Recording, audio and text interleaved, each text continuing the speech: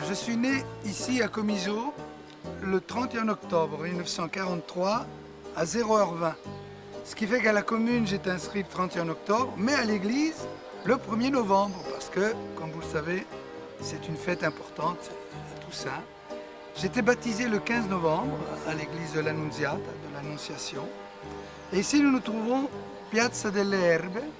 C'est une place où je venais avec mon grand-père quand il était, attention, le maître des eaux. C'est-à-dire qu'en fait, il était simple cantonnier, mais il avait la responsabilité des eaux de la ville. Donc, à 7 h le matin, il allait ouvrir l'eau, et à 7 h le soir, il allait la fermer, quoi qu'il arrive. Et en attendant, quand moi j'étais revenu en vacances vers l'âge de 12 ans, je venais avec lui sur cette place où il jouait aux cartes, au cercle des anciens combattants. Voilà. C'est comme ça que j'ai mieux connu mon grand-père maternel, Girlando. C'est le plus beau pays sur terre. Ceux qui l'ont quitté le reconnaîtront. Fleur de soleil, fleur de misère, si Marie en bouquet de chansons. C'est le pays dont me parlait mon père lorsque cœur gros il me montrait un grain de sable sur un planisphère qu'une seule larme noyait. Mon pays tout petit, petit, j'ai gardé ta photo jaunie.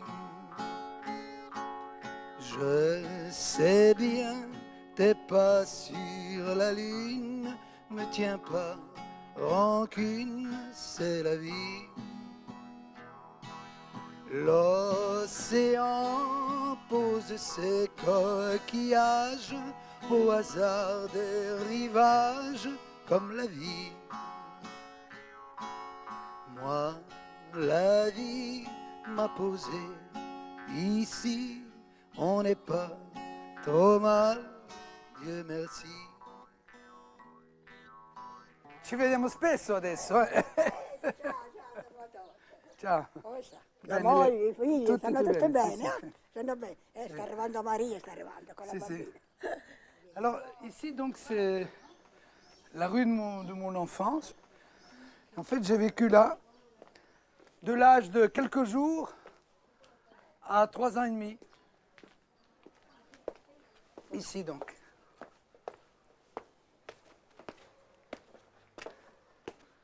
Voilà. Une petite maison. Elle est abandonnée maintenant. Ma come, ho vissuto qui io. In questa casa. La mamma J'en viens pas, moi je dis j'ai vécu là. Vabbè, adesso. Sì. Però la mamma lo diceva, era piccola ma la teneva pulita, dice mia commare. Salvatore dormire vuole, se Salvatore non vuole dormire, tutti ciacciar, non letto la vita. Ma mère cuisinait devant la porte. Avec, un petit Aveva come un braciere, un Ah, barbecue. oui, au Così charbon. al carbone Au e si charbon, metteva qua a cucinare. Non aveva acqua e lavava la Nous n'avions pas d'eau. E lavava- Bon, on va arrêter de s'apitoyer sur mon sort. Tout va bien. Mais enfin, voilà, c'était ça. Alors, voyez ma cicatrice là. Je me la suis faite en tombant de ces marches. Là. J'avais 3 ans et demi.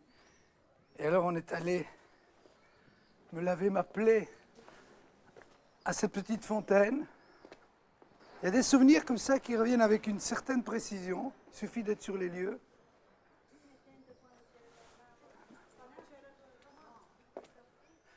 Alors je me suis offert une folie dernièrement, symboliquement.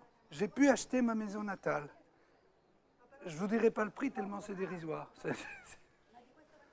Voilà, pour le plaisir. Ciao. Voilà comment j'étais. Quand Così è. ero anch'io così. Sì. Si, si. Ce qui me touche le plus à Comiso, c'est que, bien que je n'y ai vécu que jusqu'à l'âge de 3 ans, quand je me promène dans la rue, les gens me considèrent comme un des leurs, comme si j'avais jamais quitté le village. D'ailleurs, l'année dernière, quand je suis arrivé, pour vous dire la vérité, comme ça faisait quelques années que je ne venais pas, je ne retrouvais pas ma rue natale. Et j'ai demandé à un type qui était en train de charger des pastèques dans un camion. Il m'a dit, comment Adamo, tu ne retrouves pas ta rue? Tiens. Et il m'a donné une pastèque, comme s'il m'avait vu la veille, sans que ce soit quelque chose d'exceptionnel. Et il m'a expliqué ma rue, en fait, il m'y a conduit. Voilà, je me sens bien et quelque part, je retombe en enfance, le fait de savoir qu'il y a un des joueurs de cartes qui m'a vu quand j'étais enfant, qui connaissait mon grand-père. Voilà, disons que depuis quelques années, j'ai envie de sicilianité, alors que si vous m'aviez demandé ça il y a 15 ans, il y avait quelque chose en moi qui s'était cassé par rapport au drame que mon père a vécu en Sicile. Et voilà, je me suis trouvé stupide d'avoir eu cette rancœur.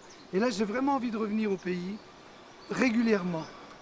Si, sans doute la chanson sicilienne la plus connue, c'est une chanson assez implacable, si j'ose dire, puisqu'en fait, c'est un dialogue entre un jeune homme et, attention, un squelette qu'il rencontre. Il y a beaucoup de surréalisme dans la culture sicilienne. Donc le jeune homme raconte le squelette et le squelette commence à se plaindre de la dureté de la vie qu'il a menée. Et en fait, le jeune homme lui dit en quelque sorte, cause toujours, moi je suis toujours en vie et j'ai tout le temps pour en profiter. Vettena crozza, ce qui veut dire, j'ai vu un crâne.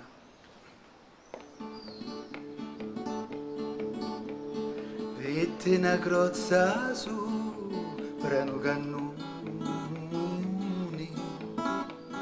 e questa crozza mi sa parlare, e da mi rispondi con gran dolore, morsi senza nudo con di campana.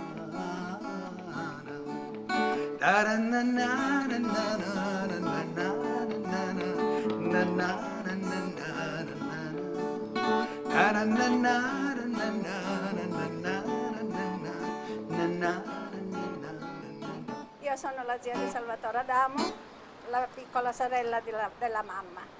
Eravamo 3 sorelle e noi siamo state poi troncate dell'emigrazione, separate per tanti anni. E quando era nato era bello, cresceva, bellissimo e allora certamente che per noi era un gioiello Salvatore, era il bambino affettuoso per tutta la famiglia. E così poi è cresciuto il bambino e sono partiti, cioè, siamo rimasti tutti male. Dopo che sono partiti al 47 sono ritornati al 49 e Salvatore dormiva insieme a me.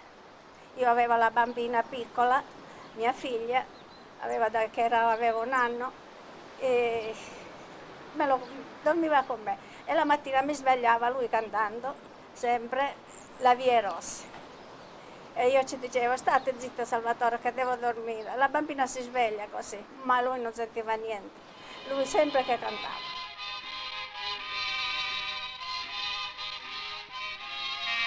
Ils sont partis en 1947, le mois de mai.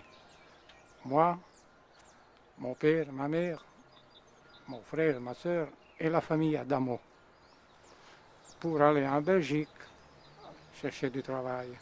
Salvatore Adamo, il avait 3 ans, moi 11 ans. Nous avons mis 4 jours pour arriver.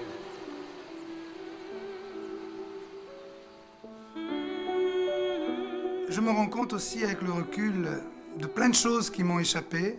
On a fêté ou célébré le 50e anniversaire de la vague d'immigration des Italiens vers la Belgique. Il y a eu des ouvrages qui sont sortis, il y a eu des polémiques aussi. J'ai appris notamment une chose choquante, pour chaque ouvrier mineur que l'État italien envoyait en Belgique, l'État recevait en échange une tonne de charbon. Donc j'ai pensé que mon père était une monnaie d'échange. Petit à petit, je me suis rendu compte de la difficulté de la vie de mes parents. Et encore aujourd'hui, comment je m'en suis pas rendu compte et le mérite leur en revient, puisque ce sont eux qui m'ont protégé, qui ont caché à leur façon cette grisaille. Et donc je me suis rendu compte aussi que je ne leur ai pas suffisamment rendu hommage, par pudeur, parce que j'ai toujours voulu dire merci à mes parents. Et surtout, je les remercie de tout le soleil qu'ils ont pu me donner, malgré la difficulté de leur vie. J'entends souvent la douce musique, l'écho lointain d'un bal de quartier. Au temps des valses et tangos magiques qui nous berçaient l'été retrouvé. C'est la musique du temps qui passe, en noir et blanc, en accéléré. Les petits riens que l'oubli menace, calendrier trop vite effeuillé. Et je revois mon père, ma mère, sous les lampions, les fleurs en papier. Moi je suivais sa robe claire qui ondoyait comme un blanc voilier. Lui l'enlaçait l'allure fière, tout droit fringant, tout endimanché, et racontait de jolies manières, des souvenirs sans doute inventés.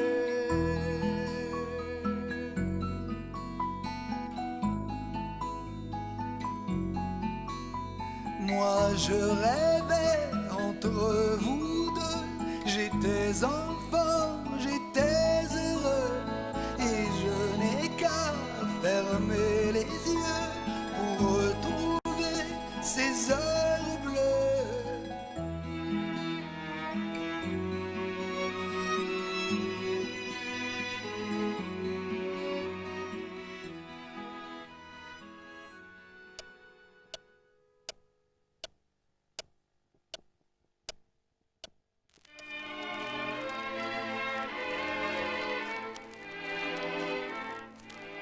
J'ai débuté par des radiocrochets, des concours à gauche et à droite.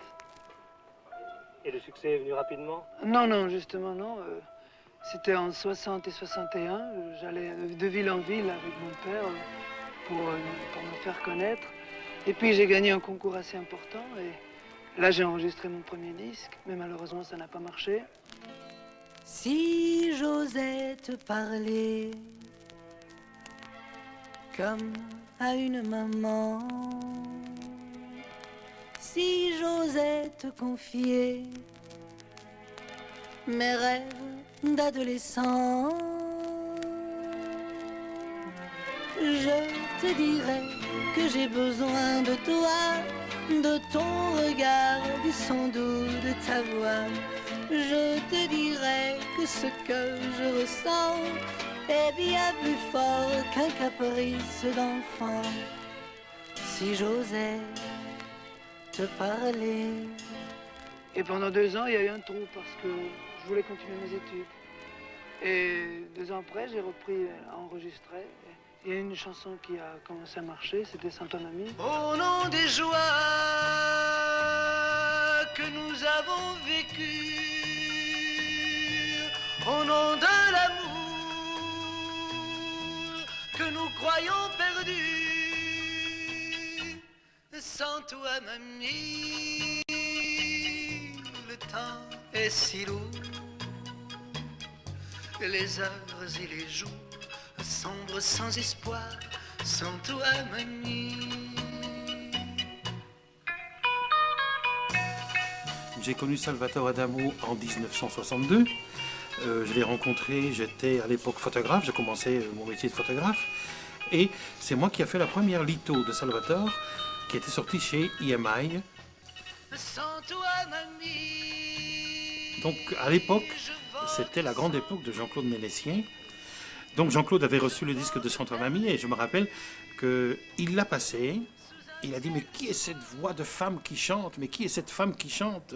C'est épouvantable, jamais ça marchera, jamais ça passera à la radio. Et il a cassé le disque à l'antenne. Il l'a passé, après il a cassé le disque. Et après, ils sont devenus les meilleurs amis du monde. Tu ne viendras pas ce soir, me crie mon désespoir. Mais tombe la neige, impassible manège. Surpris pendant les répétitions, Salvatore et Adamo. Première ce soir à l'ancienne Belgique, il y est pour 15 jours. Jeudi 4, il prête son concours au gala organisé par l'Association des journalistes de variété au bénéfice de Paul Dermot. Et demain, nous l'attendons à l'émission Affiche.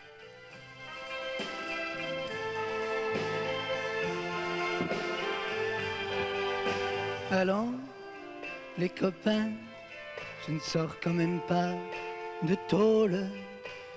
Tendez-moi vos mains, tapez-moi sur l'épaule. Quand Salvatore a fait son ancienne Belgique, il y a eu, comme on peut dire, tous les impresaris qui sont arrivés de Paris, que ce soit aussi bien les Marouani que les Lederman, qui venaient acheter Salvatore. Donc il était, comme si on disait, à vendre. Et puis je crois que c'est Jacques Brel qui a dit à Salvatore, s'il faut que tu prennes quelqu'un, c'est Charles Marouani. Et il a pris Charles Marouani. L'ancienne Belgique, c'était quand même un tremplin pour les artistes, d'abord belges, comme il n'y en avait quand même pas beaucoup qui passaient à l'ancienne Belgique. Il y avait plutôt les artistes français qui venaient roder leur spectacle avant de le présenter à l'Olympia. Et il est passé à l'ancienne Belgique le jour de ses 20 ans. Que d'amour dans nos mains qui s'étreignent, que d'élan vers ton cœur dans le mien. Le regard des parents, s'il le retient, n'atteint pas la tendresse où l'on baigne. Vous permettez, monsieur, que j'emprunte votre fille. Et bien qu'il me sourie, je sens bien qu'il se méfie. Vous permettez, monsieur, nous promettons d'être sages, comme vous l'étiez à notre âge, juste avant le mariage, juste avant le mariage, juste avant le mariage.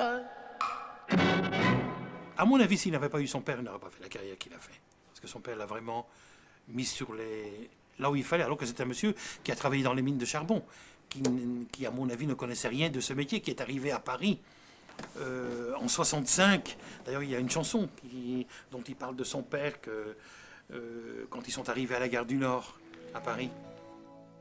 Dans les années 60, avec mes valses lentes, mon filet de voix et mon papa, je débarquais gare du Nord dans un drôle de décor tel que je ne l'imaginais pas.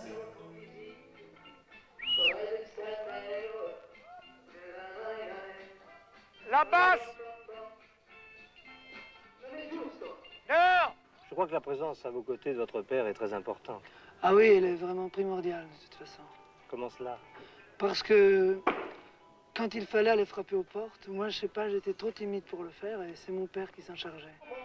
C'était quelque chose d'extraordinaire. Il était vraiment très dur, très difficile vis-à-vis de Salvatore, parce que c'est lui qui dirigeait la famille, c'est lui qui dirigeait Salvatore. Et Salvatore qui était quand même un jeune loup, un jeune fou un petit peu. La batterie en l'air pour moi, hein. C'est bien comme ça la balance. Monsieur Adamo, qu'est-ce que vous pensez de la réussite de votre fils? Écoutez, je me permets de dire un mot sicilien qui ont dit « dalle stalle alle stelle ». La traduction en français, c'est « dans les écuries à les étoiles ». Mais de la mine à la vie de palace, est-ce qu'il n'y a pas une trop grande différence? Trop brusque? Ah oui, et ça, et comment? Il y a une très grande différence. Parce qu'à ce moment-là, je volais tout noir, et maintenant, je vois la vie à rose. Qu'est-ce que vous comptez faire de tout cet argent? Oh, mon Dieu, tout d'abord, écoutez, mon fils, je le remercie, il a offert une maison. Hein? Et pour le moment, on est en train de payer, en train de faire la maison. Hein. Si on a quelque chose, je chercherai d'acheter quelque chose pour lui, et de faire quelque chose pour mes enfants. Vous ne devez pas oublier que j'ai, moi, 7 enfants à la maison. Et je vis en chantant que sous tous les porches. C'est vrai, j'ai de l'argent, et cela votre reproche. Allons, les copains, je ne suis pas un autre. On m'habille chez machin, mais je suis toujours des vôtres. Avant de retrouver les scènes et les studios, j'ai voulu m'enivrer de l'air du vieux bistrot. Venez les copains. Si je devais vous demander d'établir les grandes étapes jusqu'à présent de votre carrière. Il y a eu le 9 avril 61 où j'ai gagné à Paris la finale d'un crochet radiophonique, ce qui m'a convaincu de faire de la chanson. Puis il y a eu le 1er novembre 63, la première fois où j'ai chanté en vedette en ancienne Belgique. Et il y a eu le 12 janvier 65, la première fois où je suis passé en vedette à l'Olympia.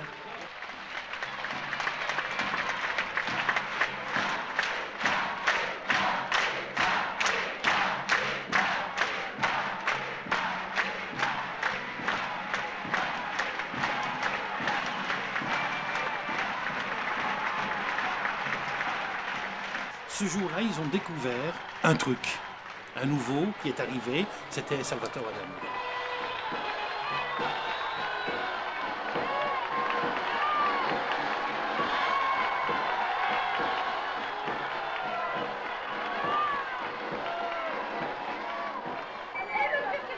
Ce qu'on voit aujourd'hui avec Bruel, ou ce qu'on a pu voir avec Patrick Bruel, moi je l'ai vu il y a 30 ans avec Adamo. Ça me fait rire aujourd'hui quand j'ai vu ça.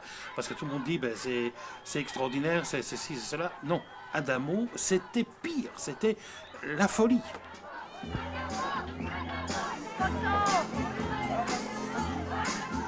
Sois pas fâché si je te chante les souvenirs de mes 15 ans. Ne boude pas si tu es absente de mes rêveries d'adolescent.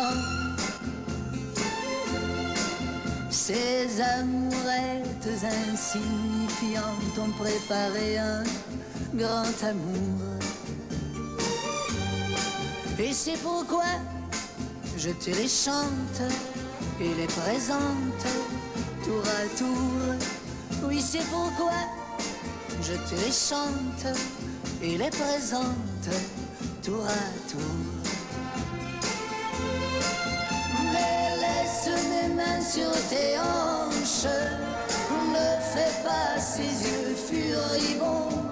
Oui, tu l'auras ta revanche, tu seras ma dernière chanson. Dans chaque fille que j'ai connue, c'est un peu toi que je cherchais.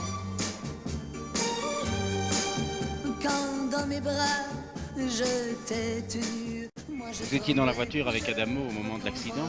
Oui, c'est moi qui conduisais. Pourtant, il a chanté le soir même à Poitiers. Le soir même, justement, c'est ça. J'étais très content. Oui, beaucoup. Puisque c'est beaucoup plus grave de ce qu'on croyait au premier moment. C'est plus grave que ce qu'on croyait. Eh bien oui, puisque la mâchoire, la coupure de la mâchoire. Alors Salvatore, vous ne pouvez pas parler? Absolument pas. Vous êtes parti en voiture et vous rentrez par le train. Donc pour vous, ça n'a pas été trop grave? Combien de temps sur Pau?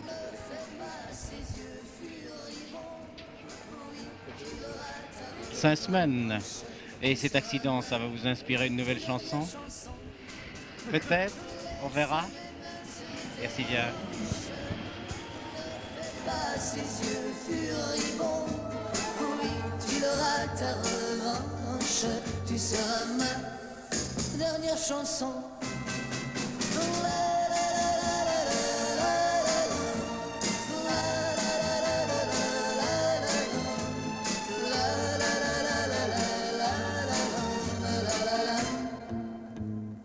Un giorno posso non pensarti, la notte maledico te, e quando infine spunta la solo vuoto intorno a me. La notte tu. Nous, on a un souvenir particulier parce que peut-être Salvatore n'a pas le même souvenir que nous parce qu'il y a quand même cette différence d'âge. Moi, j'ai 15 ans de différence avec lui et on venait en vacances, tandis que lui ne venait pas de la même façon par ici. Et à la mort de mon père en 66, la mer était très méchante, vraiment très très méchante, des vagues assez énormes. Et il nous emmenait à Punta Braccetto, voir un terrain. Et on est tous partis là-bas. Et moi j'étais avec maman. Il avait ma petite sœur sur les épaules.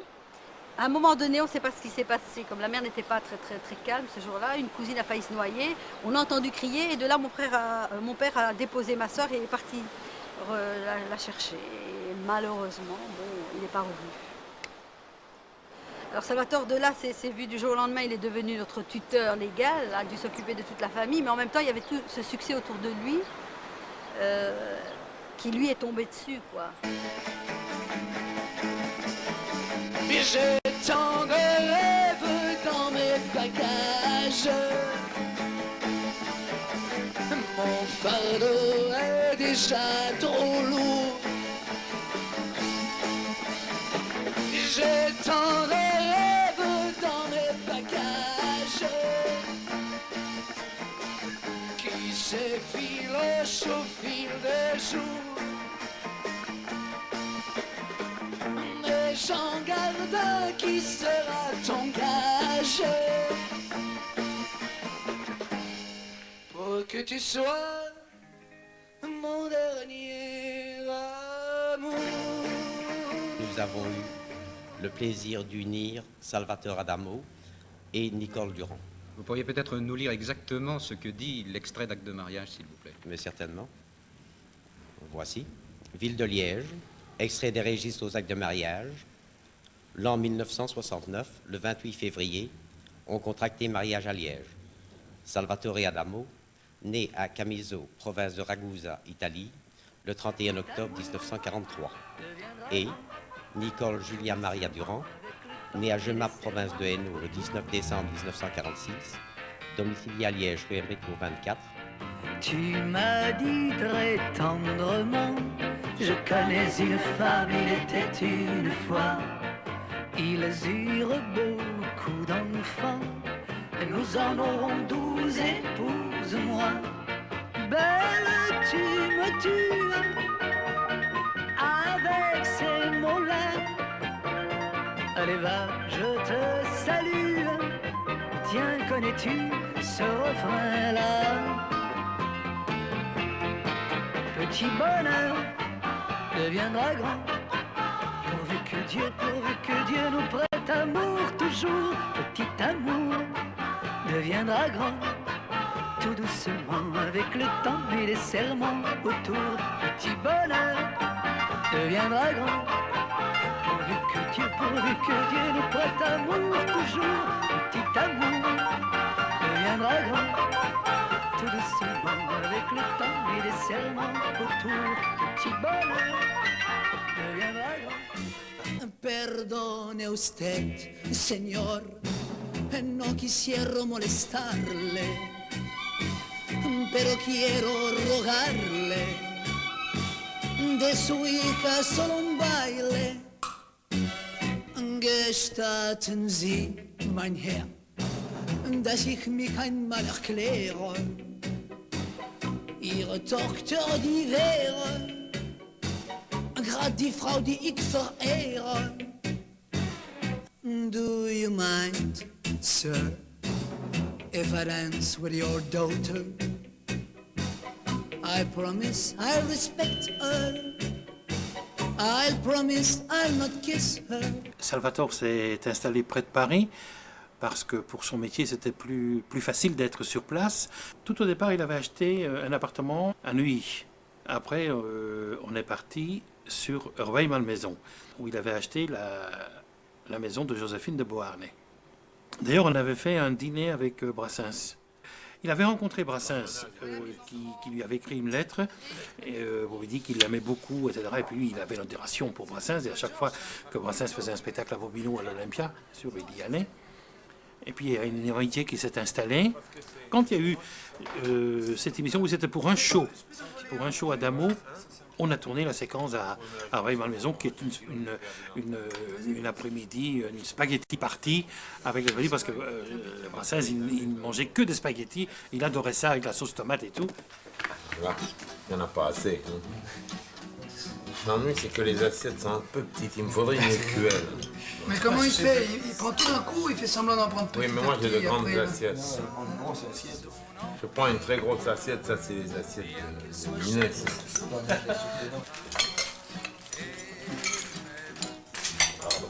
Et si le secret de ton inspiration, c'est les pâtes, là je vais aller m'abreuver à la source, je vais manger autant que toi, je vais essayer.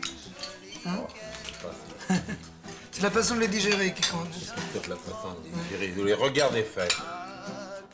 L'art de la présentation consiste à arroser ses invités de compliments en essayant de ne pas en léser un par rapport à l'autre. Pour une fois, je peux laisser tomber ce souci de diplomatie parce que j'ai la chance de pouvoir vous présenter un des seuls artistes avec Jacques Brel devant lesquels, là je vous le dis pendant qu'il n'écoute pas parce que c'est la modestie même, donc un des seuls artistes devant lesquels chaque artiste se fait tout petit.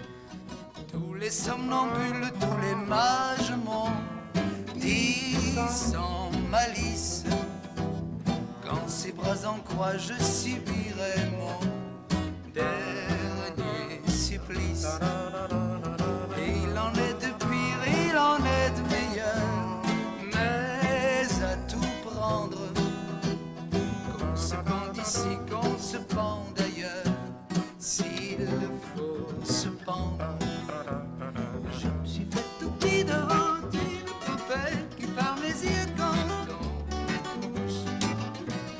Je me suis fait tout petit devant une poupée qui fait maman quand on me touche. Merci. L'orchestre était pas mal, le chanteur. Ce qu'il faut se dire, c'est que après 30 ans, ou je sais pas, ou 40 ans de chansons ou de carrière, il est toujours là, il travaille toujours, et le public a le respect vis-à-vis de lui, et les gens du métier ont le respect. Je veux dire, les gens le considèrent quand même encore, alors qu'il y a d'autres artistes qu'on ne voit plus, parce qu'ils ont fait les stars. Et ils sont stars chez eux.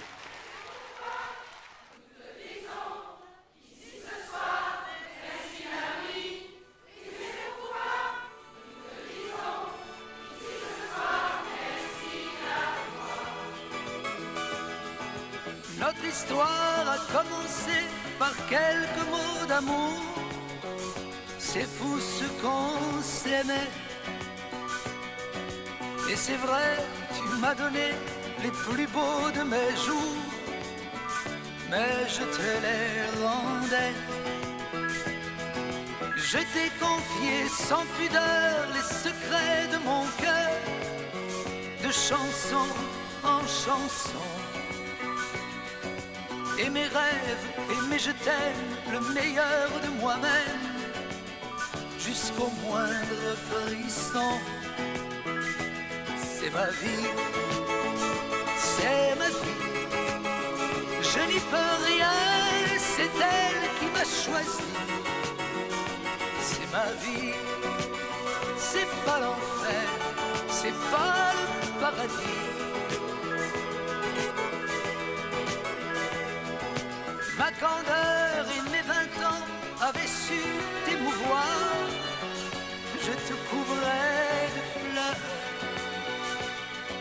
Mais quand à mon firmament j'ai vu des nuages noirs, j'ai senti ta froideur. Mes rires et mes larmes, la pluie et le soleil, c'est toi qui les régis. Je suis sous ton charme, souvent tu m'émerveilles, mais parfois tu m'oublies. C'est ma vie, c'est ma vie. Je n'y peux rien, c'est elle qui m'a choisi. C'est ma vie, c'est pas l'enfer, c'est pas le paradis.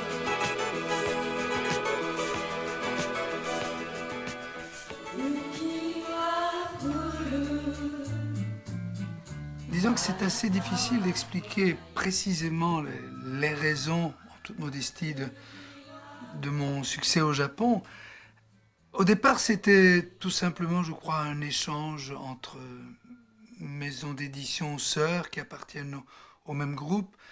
C'était Jeff DeBook qui, à l'époque, avait dû envoyer mes premiers disques Sans toi mamie au Japon.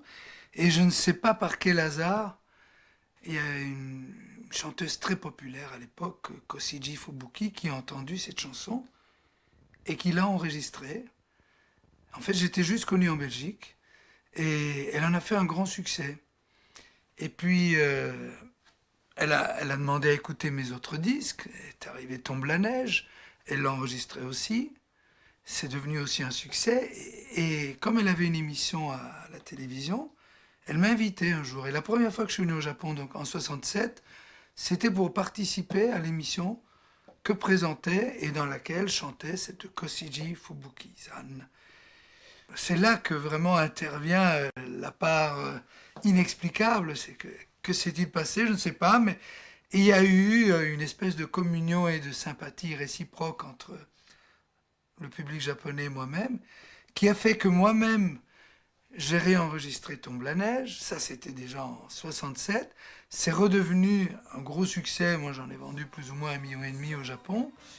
Et j'ai commencé à faire moi-même mes tournées. Et ça date 67-68, donc ça fait 31 ans que je vais au Japon.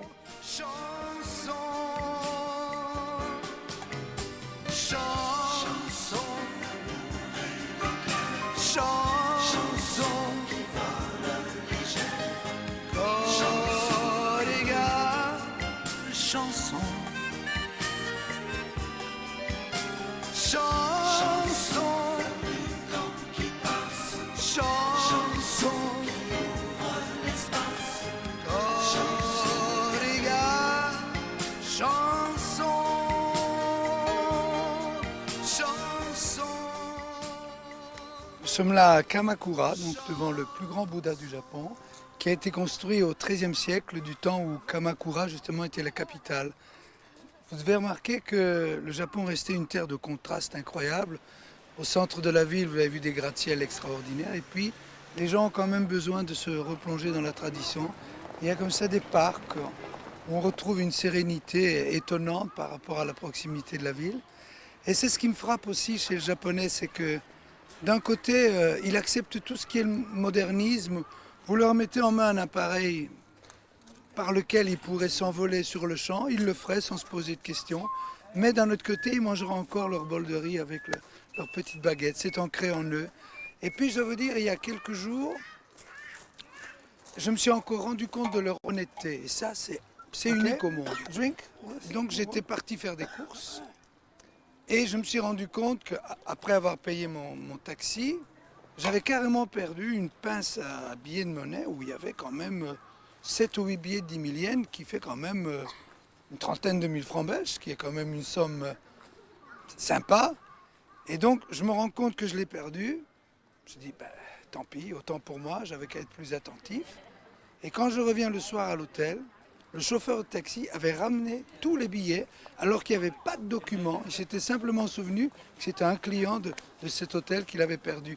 Et même le réceptionniste, il aurait pu le garder sans me le dire, j'aurais jamais su. Ça, c'est une qualité fondamentale du japonais, l'honnêteté.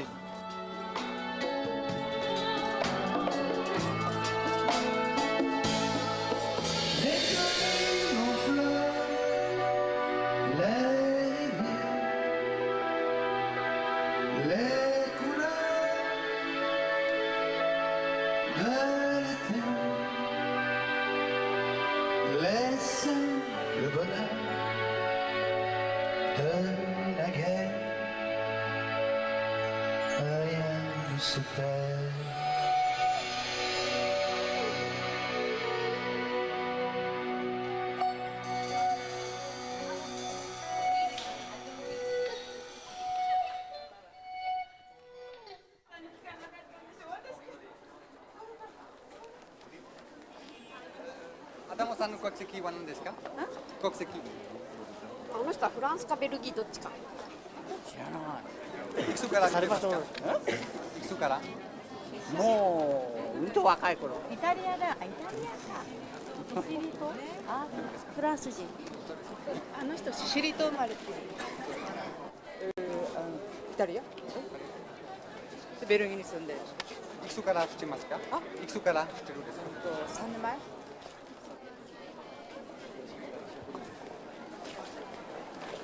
歌のタイトルとかご存知ですか？もちろん。例えばダン・デ・ビロン・キビエンヌ。ろくでなしだとか、サントアンマンビだとか、雪が降る。雪が降る。Ken, my friend Ken. This is Salvatore. Yes. Superstar. After you. Tsukasa-san, stage manager. Bonjour. Le rituel est un peu différent. Très différent. Mais ici, c'est très ordonné.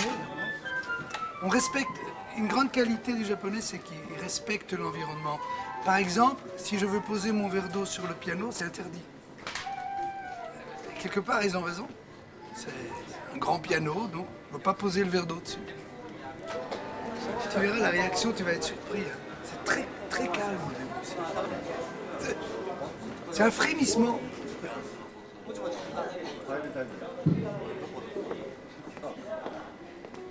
Et il faut percevoir la chaleur dans ce frémissement.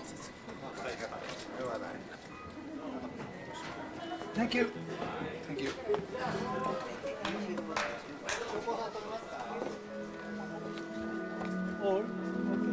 Dobitachimashou, dozo.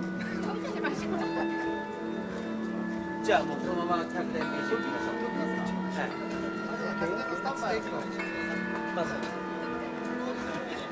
Please. Please. No, you have a beautiful smile. You have to smile for the camera. Makiko-san. Oh, elle ne veut pas.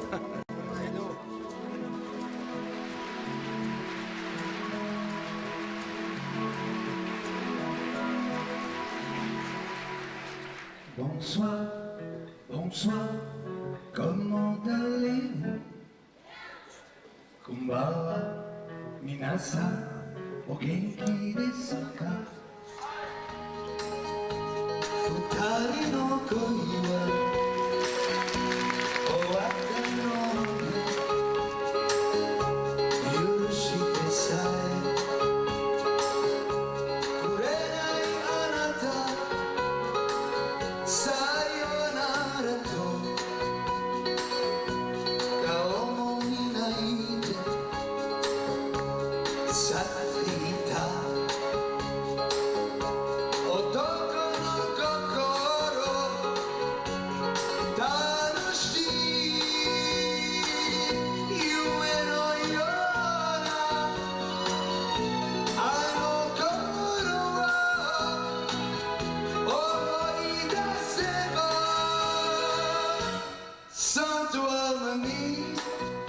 J'ai toujours considéré comme la moindre des politesses que d'essayer de dire quelques mots dans la langue du pays dans lequel on chante.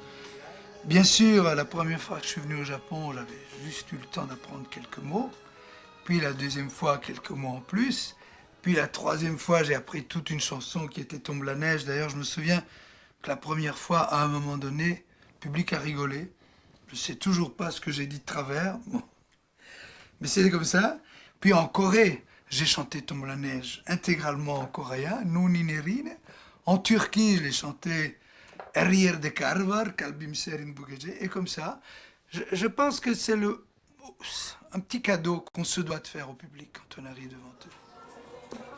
やっぱり言葉を超えたすごいものを持ってらっしゃるな。やっぱり曲とかそのメッセージ性がすごく強い方で、やっぱりその戦争ですとか子どもたちのために歌に歌詞を乗せて、すごくメッセージを世界に発するっていうところはやっぱり世界各国に通用するところじゃないかなっていう感じはします。日本人のアーティストでも代表するオペラ歌手の鮫島由美子さんとか、あとはロック界の RC サクセションですとか、そういう方々も積極的に、彼の曲を取り上げてカバーしています。二人の恋は終わったのね、許してさえくれないあなたさようならと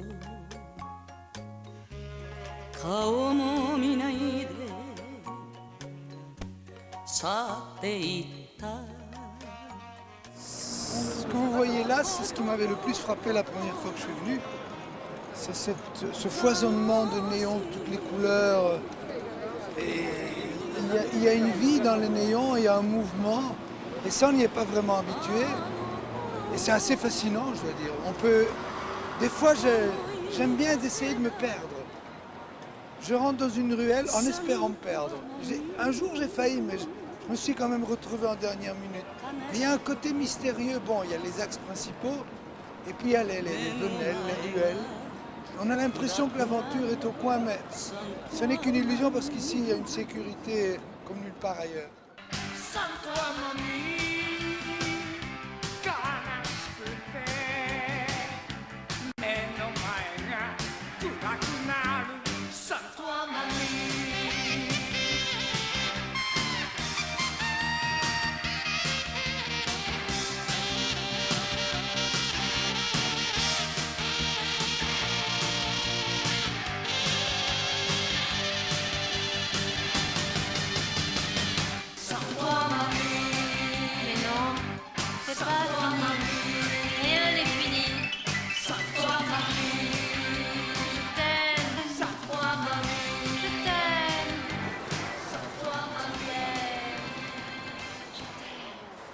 La première fois que j'ai entendu parler de karaoké, c'était il y a au moins 25 ans.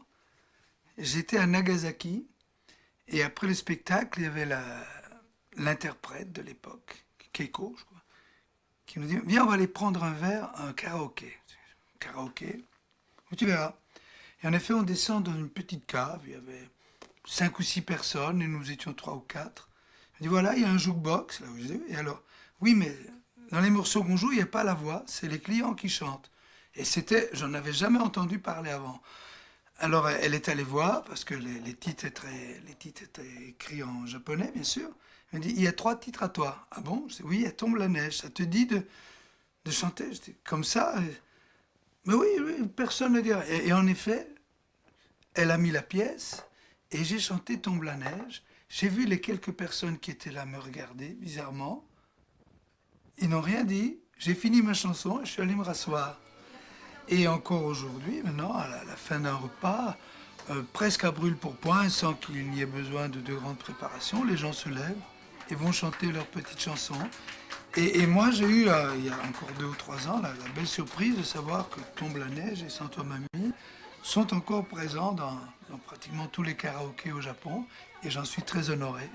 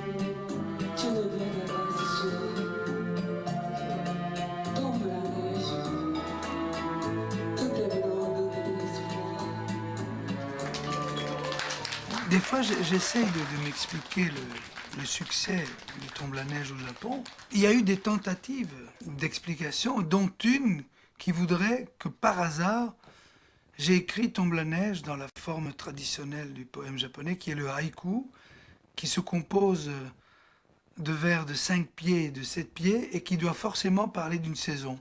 L'hiver en l'occurrence, mais est-ce que ça suffit? Il y a aussi, on m'a dit que les Japonais aiment beaucoup les mélodies en mineur, et que leurs chansons populaires sont souvent écrites en mineur, un peu comme certaines mélodies italiennes. Moi, je prétends que Tombe la neige est une mélodie qui s'apparente très fort aux mélodies siciliennes. Donc ça, c'est ancré en moi. De là à ce que j'ai un ancêtre extrême oriental, des fois j'ai aussi les yeux bridés, mais surtout quand je reviens du Japon, ça me prend plus ou moins 3 semaines pour qu'il s'ouvre un peu plus. Mais c'est inexplicable. Et je dois même dire que les nouvelles générations au Japon ne me connaissent pas forcément, mais ils connaissent Tombe la neige à tel point qu'un jour, dans un avion, j'avais entendu un arrangement instrumental qui me plaisait bien, et j'ai demandé à la stewardess de me dire de quoi il s'agissait. Et elle m'a dit « This is a traditional Japanese song, Yuki Wafuru ». C'est une chanson folklorique japonaise, Tombe la neige. Voilà.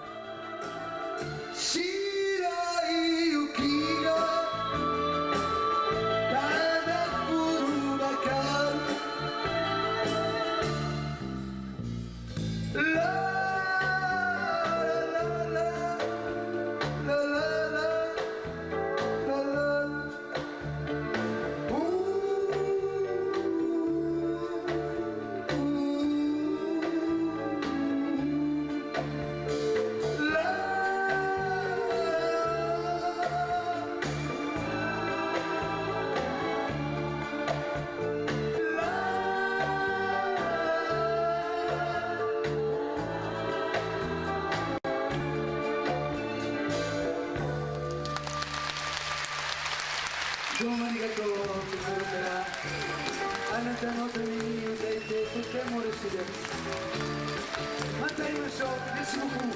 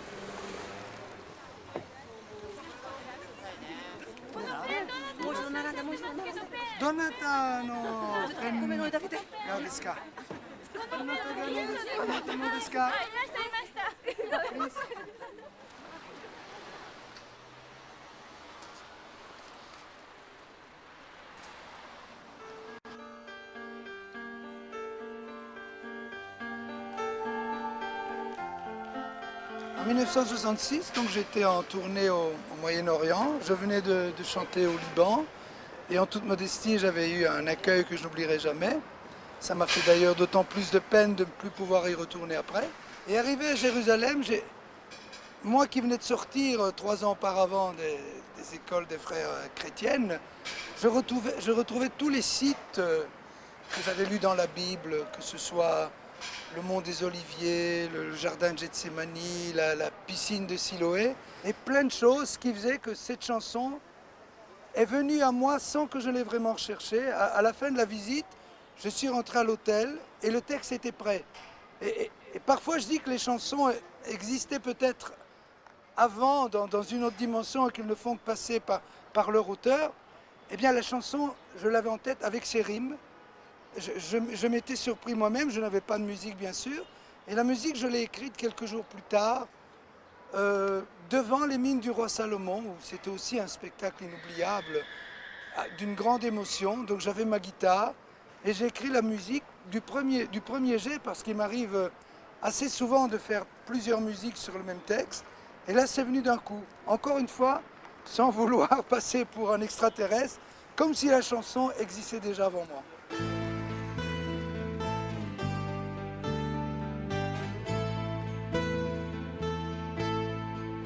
J'ai vu l'Orient dans son écrin, avec la lune pour bannière, et je comptais en un quatrain chanter au monde sa lumière.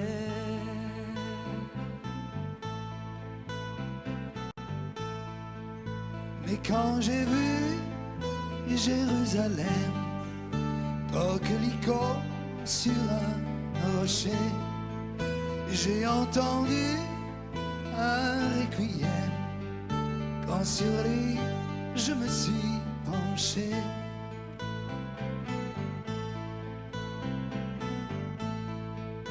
ne vois-tu pas, humble chapelle, toi qui murmures paix sur la terre, que les oiseaux cachent de leurs ailes ces lettres de feu, danger, frontière.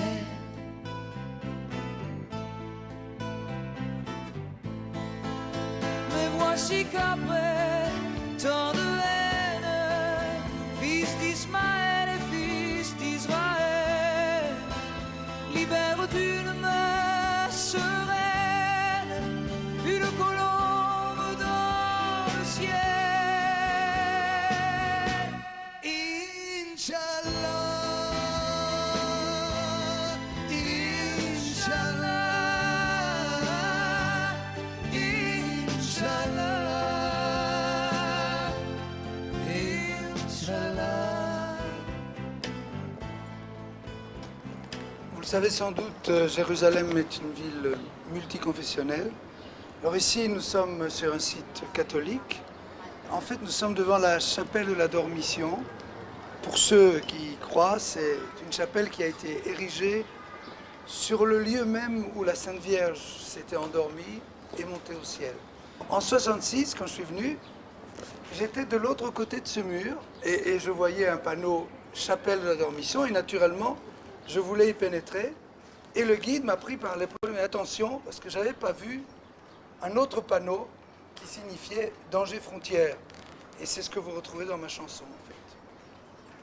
Ne vois-tu pas, humble chapelle, toi qui murmures paix sur la terre, que les oiseaux cachent de leurs ailes ces lettres de feu, danger frontière.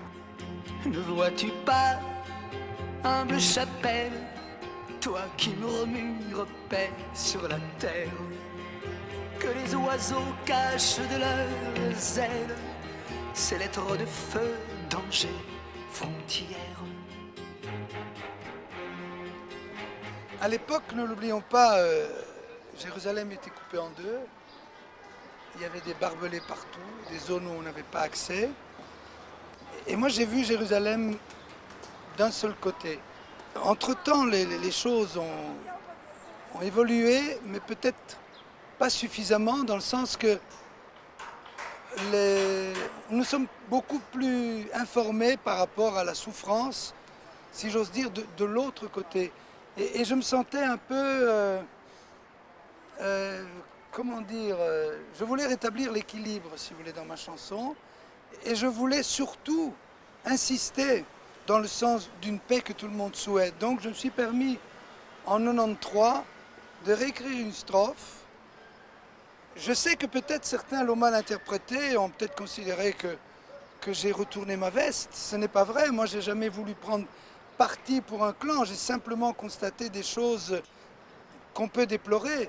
Et aujourd'hui, plus que jamais, je le sens quand je la chante sur scène, la majorité du public se réjouit de cette nouvelle strophe qui, j'espère, évoque le souhait de tout un chacun que cette ville reste une ville écuménique, multiconfessionnelle, et qu'on puisse y vivre finalement en paix. Et l'olivier retrouve son ombre, sa tendre épouse, son ami, qui reposait sur les décombres, prisonnière en terre ennemie.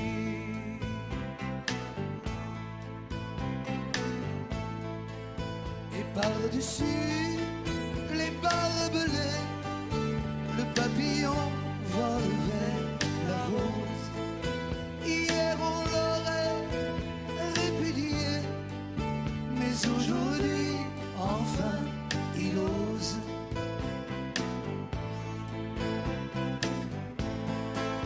Requiem pour les millions d'âmes, de ces enfants, ces femmes, ces hommes, tombés des deux côtés du drame, hachés de sang, salam, shalom. Inch'Allah, Inch'Allah, Inch'Allah,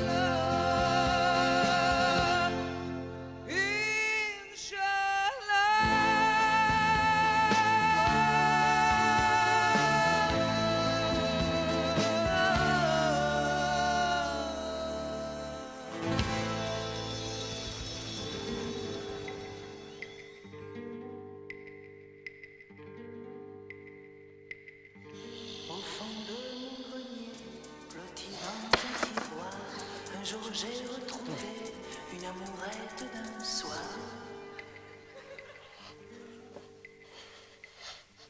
Oh, excusez-moi.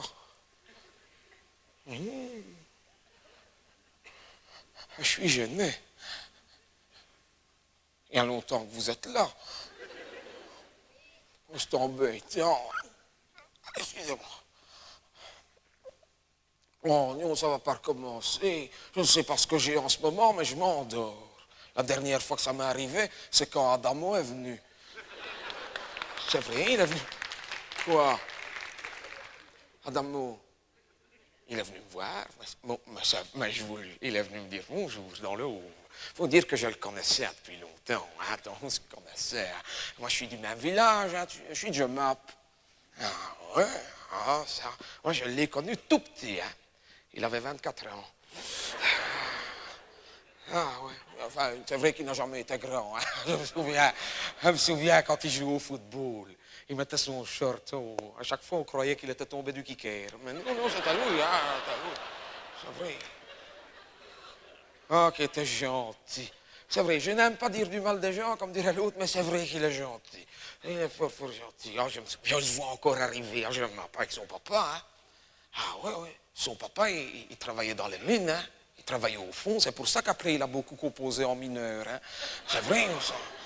Je le vois arriver. Il n'avait rien. Ils étaient fort démunis, ces gens-là. Ils ont commencé de rien. Je me souviens qu'au début, ils n'avaient pas une tartine à manger. Pas une tartine. Ça l'a marqué, d'ailleurs, plus tard, il a fait une chanson là-dessus. Hein. Sans toi, mamie. Je me souviens de ça, je me souviens bien. C'est vrai. Ah ouais. La photo de Paola qu'elle lui avait dédicacée. C'est moi qui le dis. Je ne peux pas le garder, sa femme est jalouse, hein, mais on me l'a donné. Oui, parce que Paola et Adamo, on n'a jamais bien su. Hein. On n'a jamais su, hein. Il s'en est fallu de peu. Hein. Quand on pense que c'est elle qui a décidé à Albert à monter sur le trône. Vous imaginez, ils seraient restés ensemble. Maintenant, ils seraient rois. C'est vrai, hein. Il y a cette sagesse qui consiste, je crois que c'est Mitterrand qui disait ça, à se mettre à la fenêtre et se regarder passer dans la rue et rigoler du personnage qui passe. Ça, c'est salutaire, c'est indispensable pour éviter que la tête puisse enfler à certains moments. Mais comme disait Cyrano, ces choses-là, on aime bien se servir soi-même, on n'aime pas que les autres le disent. D'un autre côté, l'humour, je ne sais plus qui a dit ça, est très souvent l'élégance du désespoir. Et on peut faire passer pas mal de malheurs dans l'humour. C'est une façon de dire, oui, prenons notre mal en patience.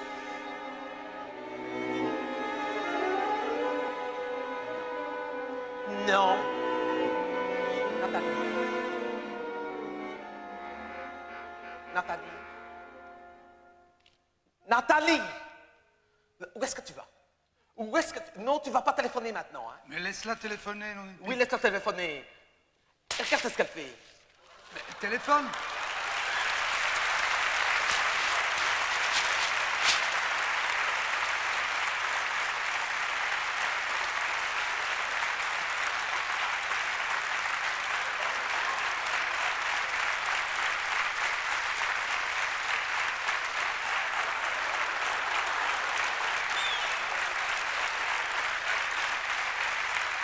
Un article très intéressant. Là.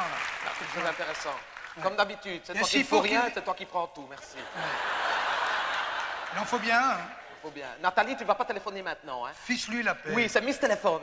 Elle n'est pas encore rentrée de l'école qu'elle va déjà téléphoner. Si Graziella a quelque chose à dire, elle appellera elle-même. Qui est-ce qui paye les notes ici? C'est moi. Et t'as encore fait ton affaire sur la banquette de derrière, comme t'es là? Ne dis pas non, je te connais comme si je t'avais fait. Mais fiche-lui la paix, on est passé par là. Tu ne t'en souviens pas? Oui, je me souviens très bien. Et d'ailleurs, on n'aurait pas dû lui raconter. C'est vrai qu'avec ton papa, quand il me ramenait à ma maison, qu'on était fiancés, de temps en temps, il me faisait mon affaire sur la banquette de derrière.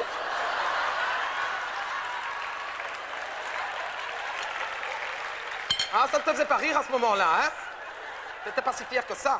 C'est vrai que de temps en temps, il me faisait mon affaire sur la banquette de derrière, c'est vrai. Mais lui, il me ramenait pas en bus.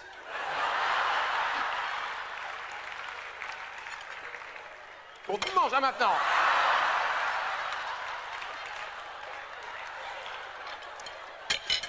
Nathalie. Nathalie, au matin, dis, ça va, hein? Et si je te dérange, je te le dis, hein? Bon, tu manges, hein, maintenant. Et dans notre bon chien! Dans notre bon chien, la dernière fois, il était malade! Un petit bout, c'est pas grave. Un petit bout, c'est pas grave. La dernière fois qu'elle en a donné un au chien, j'en ai eu pour 1250 francs vétérinaires. Mais moi, avec 1250 francs, je vais voir France à Pirate, à moi. Je pense qu'à mes débuts, les gens avaient admis une fois pour toutes que je faisais des chansons d'humour. Il y avait le barbu sans barbe, les filles du bord de mer, vous permettez monsieur, c'est un petit tableau humoristique. Et... Non, moi je me sens bien dans l'humour et c'est une des qualités que je recherche chez mes amis. Je ne pense pas avoir d'amis qui n'ont pas d'humour.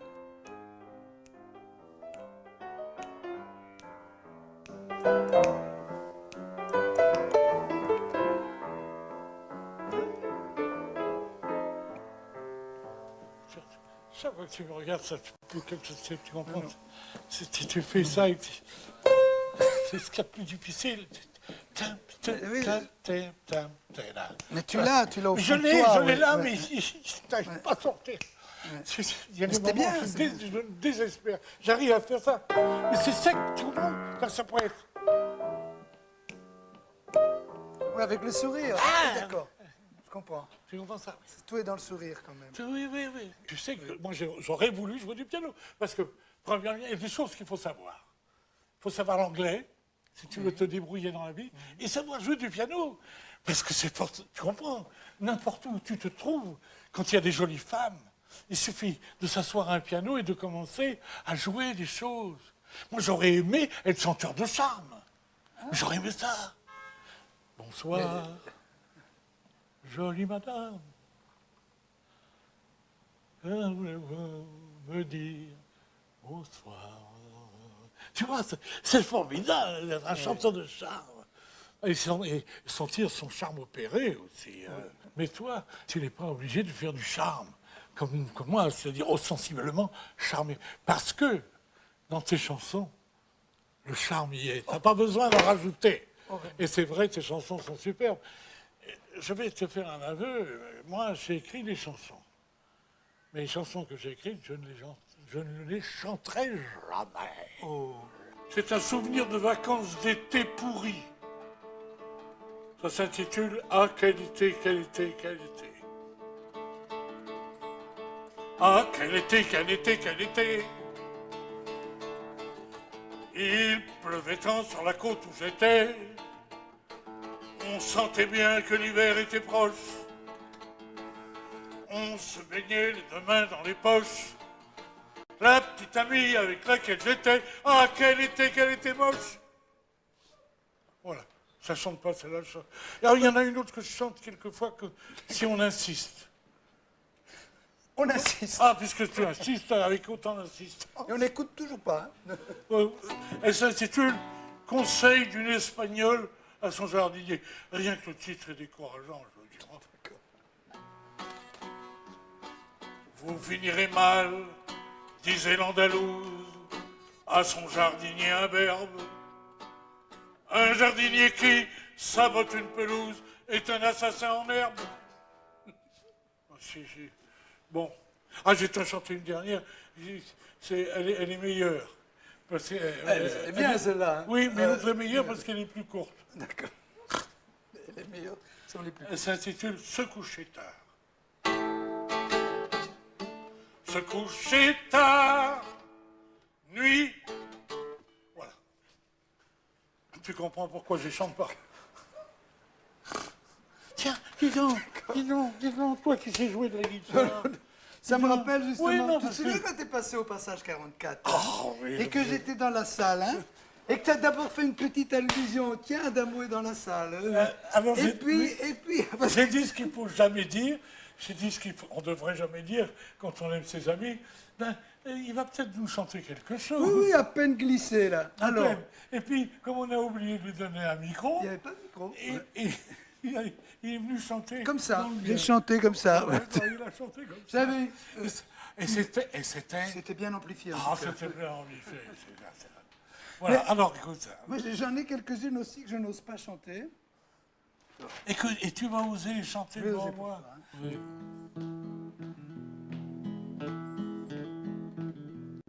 Un jour, un fermier compta ses bœufs. Il en manquait un. Au même moment inopportun, vint à passer la fille du fermier voisin, avec son panier d'œufs. Où vas-tu avec ces bœufs, plein ton panier? Un,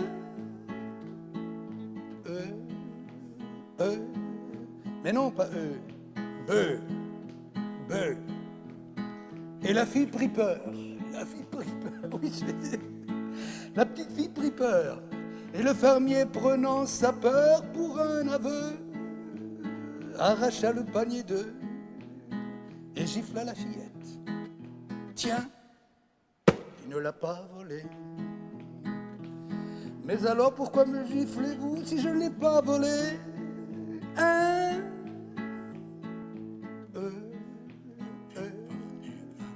Il posa le panier d'œufs et réfléchit. Qui vole un œuf, vole un bœuf. Une vache attirée par les vociférations et par les bœufs approcha pour les voir un peu mieux, et voyant le panier d'œufs, se retourna dédaigneuse et sans dire un mot, piétina le panier d'œufs.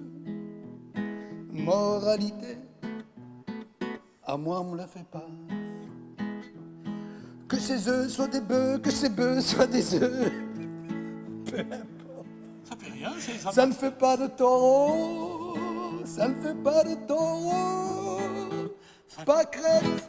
Ah, c'est très joli chute. Ça fait pas de taureau au taureux, ça fait pas de taureau au taureux, ça vaut pas crête. Oh, quel trou, Marie. Je vois l'ironique du maître, là. Vous voyez une ironie dans mon œil? C'est le maître des mots. Il décortique les mots dans tous les sens. Il fait des associations d'idées tellement inattendues. Et je crois qu'il est toujours au top dans cette façon de faire jouer les mots.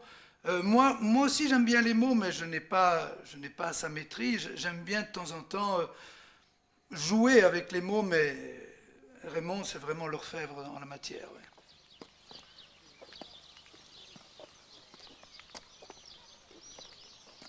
L'étendue est immense et les champs n'ont point d'ombre. Et la source est tarie où dormaient les troupeaux. La lointaine forêt dont la lisière est sombre dort là-bas, immobile en un pesant repos. Midi, roi des étés, pendu sur la plaine, tombe en nappe d'argent des hauteurs du ciel bleu. Tout se tait, l'air flamboie et brûle sans haleine. La terre est assoupie en sa robe de feu. Ça me prend comme ça de temps en temps. Inspiré, oui. Ça fait des années que j'en parle. Je me disais, j'espère que j'aurai le souffle, si pas le talent, d'aller jusqu'au bout d'un roman. Moi, je suis sorti de l'école à 20 ans et puis j'ai chanté. Donc, retourner dans mes souvenirs et imaginer des choses qui peuvent être intéressantes pour moi, c'était assez difficile. Et je dois dire que j'ai dû beaucoup puiser dans mon passé, dans mon enfance, et leur donner un prolongement virtuel, imaginé. Bon, là, vous m'en direz le verdict, mon cher ami, quand vous aurez lu. Enfin, si j'ose le faire sortir, c'est que je pense quand même, en toute modestie, que finalement, il y a des choses qui sont amusantes et qui pourraient émouvoir. La mer du Nord en hiver sortait ses éléphants gris verts. Des adamos passaient bien couverts, donnant à la plage son caractère naïf et sincère. C'est venu quand on pense à la Belgique, on pense à des plages, à un ciel un peu gris, des gens qui aiment s'amuser, puis une mélancolie, du surréalisme et puis une espèce de mélancolie qui vient du paysage et Adamo, il fait partie de ça. Un peu surréaliste quand il est arrivé, qu'il chantait Les filles du bord de mer, c'était un peu curieux, quoi. C'était pas juste un petit habillé en petit bourgeois qui chantait des choses à contre-courant, qui n'étaient pas du rock et du twist et des trucs comme tous les autres. Il y avait toute une meute qui faisait tous pareil. Lui, il était tout à fait particulier. Il n'était pas que des chansons d'amour comme ça. Il avait un style un peu belge, un peu surréaliste. C'était chouette, les filles du bord de mer. Ce petit jeune homme bien qui chantait ça, c'était surréaliste, belge. Je me souviens du bord de mer, avec ses filles au teint si clair. Elles avaient l'âme hospitalière, c'était pas fait pour nous déplaire. Chanteur de charme. Moi, je suis chanteur de charme, oui. Mais lui, il est plus propre que moi. C'était chouette, les filles du bord de mer. Choix, choix, choix. C'était fait pour qui savait y faire. Choix, choix, choix. Il y a un jour, je dois partir en Amérique pour faire un disque là-bas. C'était en 92 ou quoi. Et je suis à Zaventem, à Zaventem. Et avant d'acheter des cigarettes, un truc cigarettes parce qu'ils sont moins chers en Belgique dans le temps. Donc, et j'ai fait au tax-free shop, il y a plein de disques, des cassettes, et je vois une cassette de Adamo en solde. Et je dis, shit, j'ai encore 200 francs. Et j'achète la cassette. Et je suis parti à la fin. C'était chouette, les filles du bord de mer.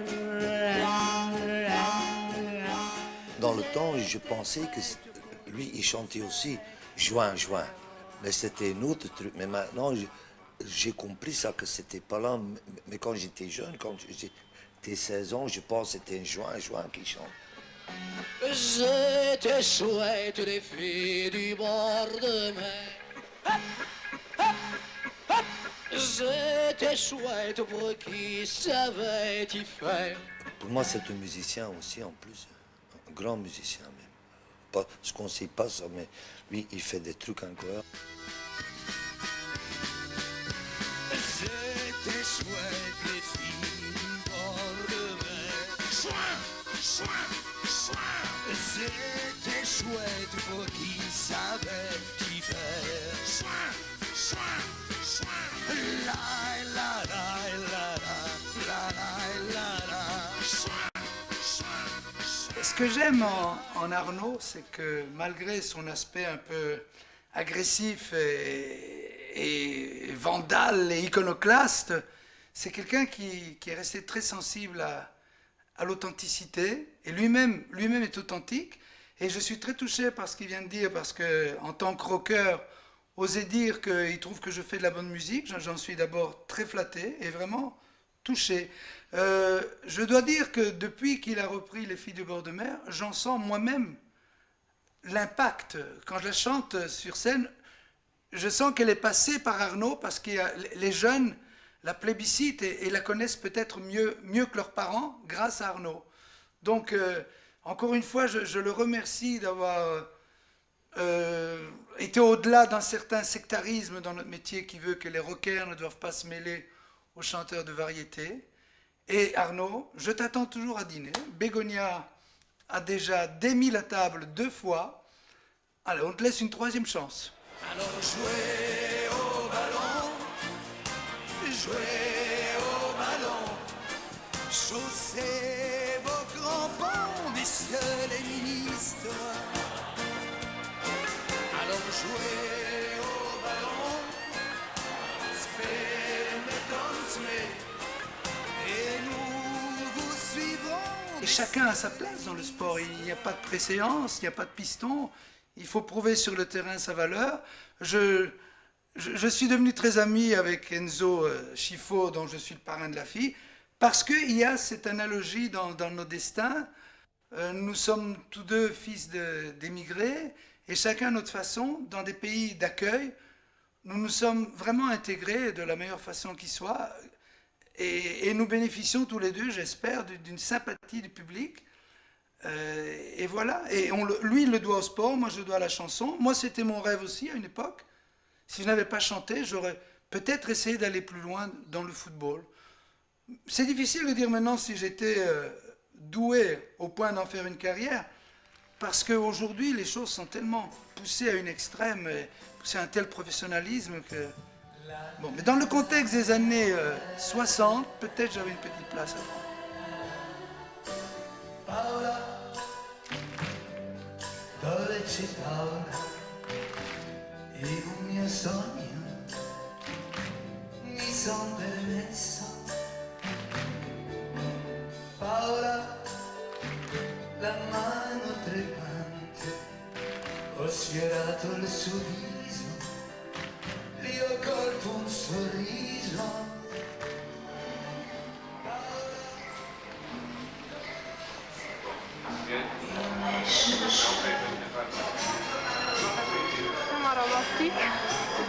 Vous aimez beaucoup ce chanteur? Oui, j'aime beaucoup. C'est le chanteur que vous préférez? Ah oui, oui, je crois. Actuellement, oui. Pourquoi? Parce qu'il est italien? En partie. Parce qu'il est romantique, il a une gentille voix, il est italien, belge, enfin, il est tout. Non, il est très sympa. Paola, se hai visto gli occhi suoi, mancare tu non puoi, ti farmi un nido. Oh, Paola, conservo in fondo al cuore, come di un raro fiore, la sua dolcezza. Il y a ce rapprochement qui est facilité par la chanson que j'ai écrite pour notre reine en 1964. Une chanson, mais je vais encore le répéter une fois de plus, dont l'idée m'a été suggérée par un journaliste italien qui avait parlé de cette chanson avant qu'elle n'existe. Et puis le hasard a voulu que la princesse Paola de l'époque avait lu cette revue italienne et qu'elle m'avait demandé des nouvelles de cette chanson, et j'étais au regret de lui dire « mais elle n'existe pas, je ne me serais pas permis sans votre autorisation ». Et elle m'a dit, je la vois encore, mais si elle est aussi jolie que Sans toi mamie, pourquoi pas? Et c'est comme ça que j'ai écrit Paola. À part ça, j'ai vu la famille royale, je l'ai vue en tout et pour tout. je sais pas moi, 6 ou 7 fois, dans des circonstances toujours très très protocolaires. J'en ai marre, je vais au palais. Il n'en est pas question. Pas dans l'état de révolte où je te vois. Mais tu ne sais pas ce que c'est, ta prison, Henri. Le désespoir de la cellule, l'ignoble promiscuité des centrales. Il faut un caractère de fer pour ne pas sombrer, tu m'entends? Plus tard, quand tu seras assez fort... Ça, vous l'avez déjà dit à votre poisson, je vais au palais. Je t'en empêcherai! Je t'en empêcherai! Ah, je voudrais bien voir ça. C'est tout vu. Parce que tu tiens 3 rondes contre un poids plume. Tu prétends faire la loi à des hommes qui font 20 kilos de mieux. Ça, alors, la magistrature qui boxe maintenant. Oui, et la magistrature en question a été interrégimentaire, mon mignon. Elle a encore un punch très correct, si tu veux en taper. Mais ça va pas, hein? Je suis navré. Ben, aujourd'hui, j'en suis à me demander comment j'ai osé, parce que je ne suis plus certain que j'oserais aujourd'hui, parce que le jeu du comédien est tellement extrême aujourd'hui. Quand je vois un De Niro ou un Al Pacino, ils ont une violence retenue en eux. Je suis vraiment en béat d'admiration devant eux, mais je ne me crois pas capable de faire ça. Alors voilà, je suis comme un enfant devant eux et j'en demande. Mais si on me proposait un rôle qui correspondrait à ce que je suis sans que je doive trop forcer ma personnalité, sans doute que je le ferai avec plaisir. Mais aller trop loin, je deviens de plus en plus timide. C'est paradoxal, mais c'est comme ça. Je suis un tolard. C'est la cellule 43. Je me suis fait arrêter pour cause et blessure sur la personne d'un diamantaire, desquels j'ai voulu récupérer un papier par lequel il faisait chanter mon père, diamantaire également. Vous croyez que Salvatore a pu faire un vrai voyou, hein? Enfin, au départ, j'aurais pu. Peut-être que ça aurait été difficile pour le public de l'admettre parce qu'ils s'identifient toujours et quand ils voient un chanteur, ils ont l'habitude, disons, de savoir gentil, jouer les durs sur l'écran, ça peut être difficile à admettre. Oui. Vous vous considérez comme un homme de cinéma maintenant? Non, loin de là. S'il te reste au fond du cœur une flamme, une fleur qui survit malgré le froid, qui est tombé sur nos vies par ma faute, par ma folie, alors reviens-moi. C'est comme si j'avais écrit une chanson dont j'ai écrit paroles et musique. Et ici, j'écris une histoire et je la mets en scène parce que je vois les images, parce que je les ai composées. Ça fait un peu drôle, non? Ça fait beaucoup. Ça peut paraître prétentieux au départ, mais j'aime bien prendre des risques. Quelle est l'histoire du film? C'est un vagabond qui tombe amoureux d'un mannequin et qui, pour rester dans son sillage, fait les 400 coups et il y parvient momentanément, mais malheureusement, la morale est assez triste, c'est qu'on ne peut rêver que tant qu'on a les moyens. Le cinéma et le théâtre sont des domaines propices à l'imagination et il y a un artiste polyvalent qui a marié à merveille ces deux disciplines, c'est Marc Cologne. Il est cinéaste d'un côté, comédien de l'autre. Donc il a trouvé une formule, le cinéma-théâtre, qui fait passer ces personnages de la virtualité de l'écran à une réalité, entre guillemets, de la scène de théâtre. Et moi, je suis allé le voir à Paris et je suis sorti de son spectacle pratiquement en marchant sur les mains parce que le public, puisque j'étais dans le public, ne savait plus où était la vérité, où était l'imagination. Parfois, le public, par un jeu d'images extraordinaire, se retrouvait sur scène à s'observer. Vraiment, c'était un spectacle magique. Alors, je suis allé trouver Marc Cologne dans sa loge. Et comme il était question de cette émission que vous êtes en train de voir, je lui ai demandé s'il voulait bien faire une apparition et de me prêter un tout petit peu de sa magie. Et l'idée lui a plu. Il est allé jusqu'à écrire une chanson avec des mots très délicats que je lui envie. Donc nous nous sommes trouvés vraiment sur la même longueur d'onde. Et encore une fois, je remercie Marc Cologne de m'avoir prêté cette parenthèse de son univers.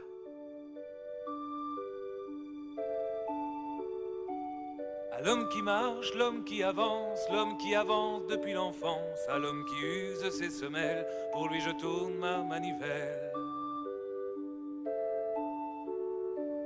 Pendant que tourne la manivelle, tourne le manège de ma vie, Autant d'images en ribambelle dans ma mémoire qui revit. Combien de pas l'homme qui chante hors des sentiers doit-il poser? Combien de pas doit-il oser pour que sa vie se réinvente?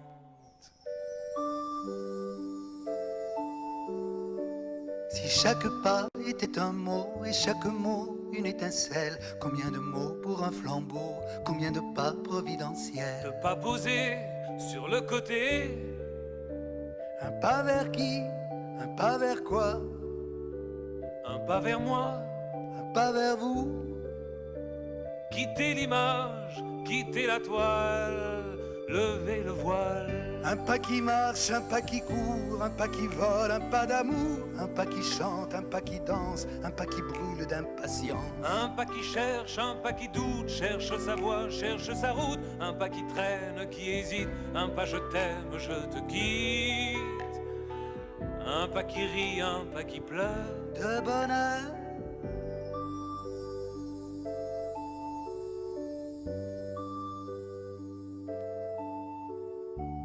Pendant que tourne la mélodie, ce sont les pas de toute une vie qui redéfient le temps silence sous le ciel de mon existence. Tous ces milliers de petits pas qui poussent l'homme à ses voyages, marcher plus vite que les nuages, un peu plus loin à chaque fois. Et nos millions de petits pas pour qu'une rose sentimentale, pour qu'une rose de ses pétales se déshabille pas à pas, mais pas à pas. Avec le temps, je sais vers qui vont mes souliers. Dites-le moi, vous le savez, les seuls pas qui comptent pour vous. Oui, je l'avoue. Un pas qui marche, un pas qui court, un pas qui vole, un pas d'amour. Un pas qui chante, un pas qui danse, un pas qui brûle d'impatience. Un pas qui cherche, un pas qui doute, cherche sa voie, cherche sa route. Un pas dans l'ombre qui hésite, mais qui soudain se précipite. Un pas de neige, un pas de feu, un pas qui rêve d'être heureux. Un pas de pluie ou de soleil, un pas qui rit, qui s'émerveille. Un pas vers vous pour qui je vis, pour qui je chante, pour qui je crie. De tous mes pas, je vous l'avoue,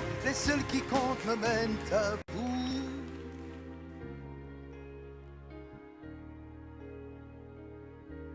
Les seuls qui comptent sont pour vous.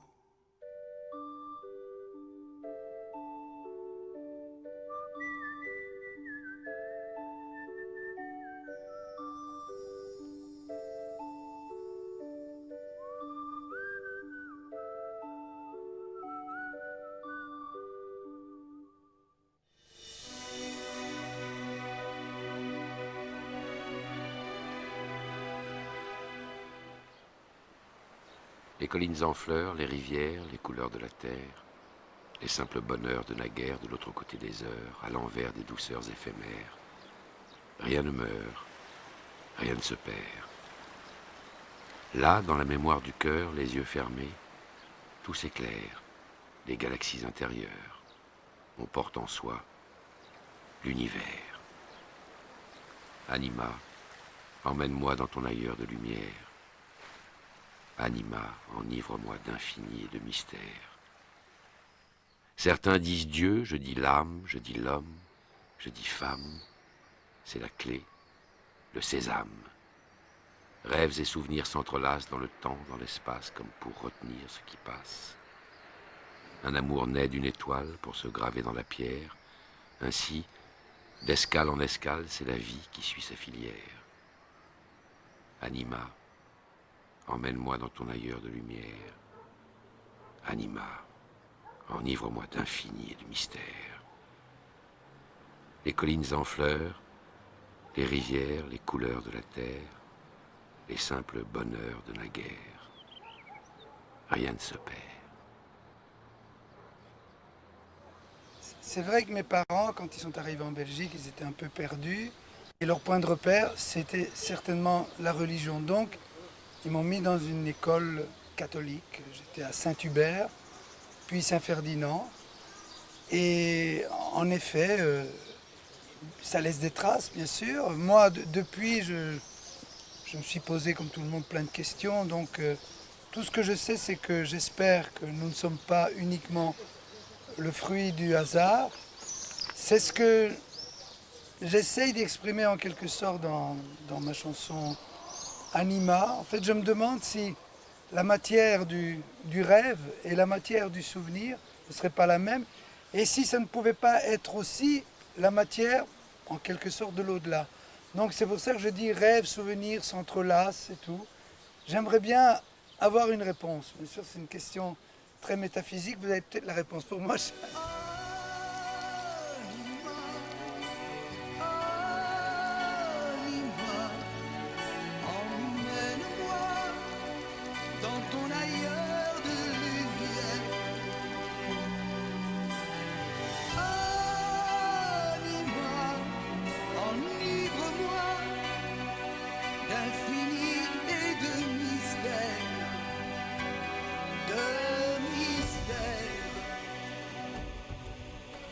Là, nous avons visité les lieux de mon enfance. Quand j'y venais, je tenais la main de mon père et de ma mère, puisque j'étais tellement jeune.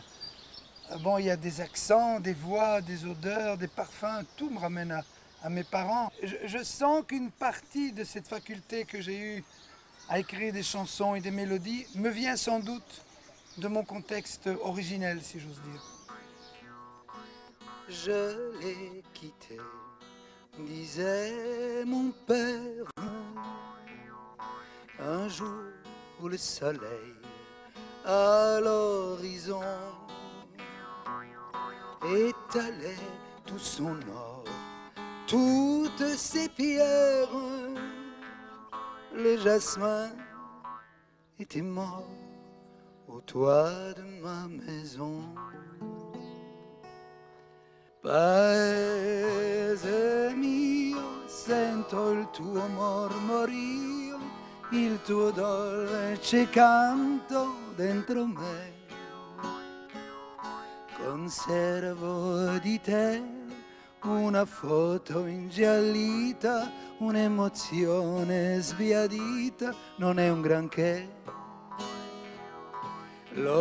L'oceano posa le sue conchiglie sulle spiagge del mondo come la vita. A me la vita mi ha lasciato qui, tanto lontano da te, e così ra, na na na na na na na na na na. La devise de mon père, c'était delle stalle alle stelle, qui veut dire de l'étable aux étoiles. C'est un peu ce qui nous est arrivé parce qu'on est passé d'un milieu social à un autre. C'est vrai que nous sommes dans un métier où il est facile d'abuser de la poudre aux yeux. C'est une espèce d'honnêteté que j'essaye de garder parce que la tentation de jeter un peu de poudre aux yeux à ceux qui l'attendent, c'est facile d'y succomber à ces tentations. Et j'ai essayé de garder une forme d'honnêteté. Voilà. Et ça vient de ma famille, du fait qu'elle m'a inculqué un certain sens des valeurs que j'essaye de ne pas perdre. Malheureusement, je n'ai pas pu être un père aussi présent que le mien l'a été pour moi. J'ai beaucoup délégué, j'ai délégué à ma femme, que je remercie. C'est vrai que quand je revenais d'une tournée, après un mois d'absence, je ne pouvais pas jouer les pères autoritaires. Tous les problèmes, je les ai laissés lâchement à ma femme. Et moi, je revenais les bras remplis de cadeaux. C'est sans doute un peu lâche de ma part, mais bon, maintenant, il y a une complicité entre mes enfants et moi, une compréhension. Ils savent, du moins ils m'ont laissé comprendre qu'ils savaient que je n'aurais pas pu faire autrement et que si je les ai, entre guillemets, abandonnés de temps en temps, j'avais un gros alibi. Et voilà. Et maintenant, je leur dis sincèrement que tout ce que je leur souhaite, c'est de trouver une passion qui illumine leur vie.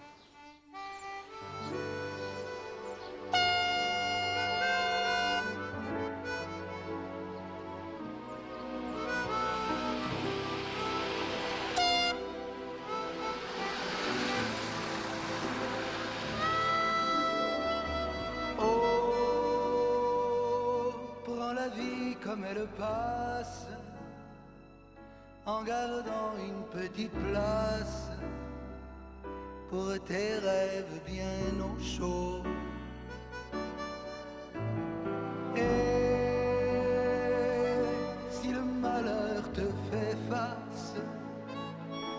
graver sa dédicace dans ton âme et sur ta peau. Alors prends-le de haut, regarde les oiseaux, mais oui, prends-le de haut et rêve encore plus haut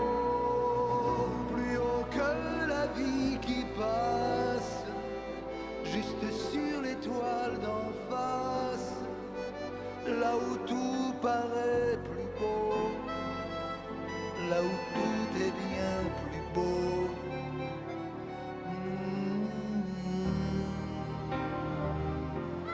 Salvatore et moi sommes deux courants musicaux, bien sûr, pas tout à fait identiques, mais chaque fois qu'on se rencontrait, il disait « Un jour, je vais écrire quelque chose ». Et cette chanson, c'est le thème qui nous a réunis. Il y a bien sûr une espèce de respect, peut-être lui pour moi, mais moi certainement pour lui, de sa préoccupation humaine. Et comme on dit parfois, avoir un tube, c'est de la chance, mais 40 ans de tube, il y a quelque chose de plus que la chance.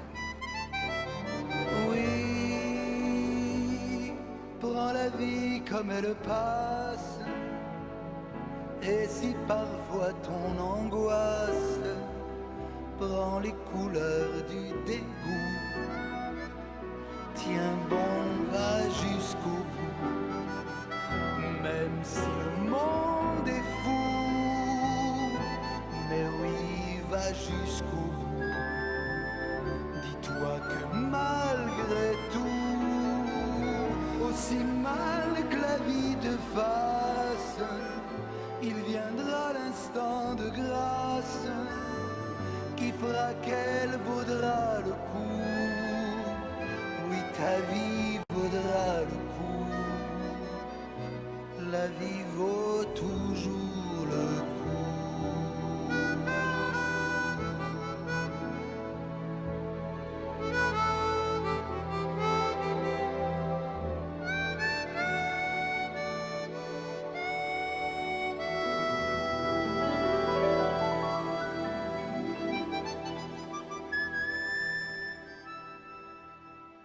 J'ose dire que j'apprécie plus aujourd'hui ce qui m'arrive qu'à mes débuts.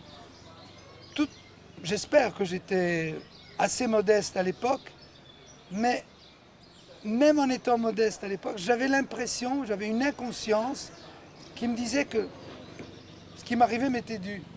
Aujourd'hui, je mesure beaucoup plus le privilège que ça a été. Et aujourd'hui, quand on m'applaudit, je l'apprécie beaucoup plus.